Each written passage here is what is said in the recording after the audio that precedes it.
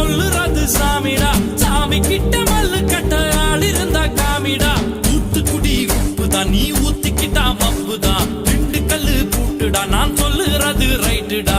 திருநெல்வேலி கல்வாடா திருச்சி மலைக்கோட்டடா. திருப்பதிக்கே லட்டு தந்தா சாமிடா.